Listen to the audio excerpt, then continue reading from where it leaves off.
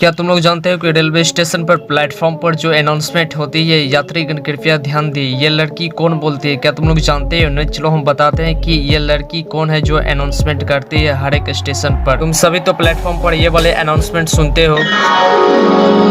यात्रीगण कृपया ध्यान दें, गाड़ी संख्या A5909 अवध आसाम एक्सप्रेस। इस लेडीज का नाम है शेरला चौधरी, जो कि हर एक स्टेशन पर इसी के अनाउंसमेंट की आवाज आती है। इस आवाज को 1982 में रिकॉर्ड की गई थी, तब से लेकर आज तक हर एक स्टेशन पर इसी की आवाज सुनाई देती है। क्या सिर्फ ये फैक्ट्स पता था? नहीं पता था तो इस चैनल को सब्सक्राइब ठोको। इस टाइप का वीडियो तुमको डेली मिलेगा देखने के लिए। वीडियो को शेयर करो। मैं मिलता हूँ नेक्स्ट वीडियो में, तब तक बाय।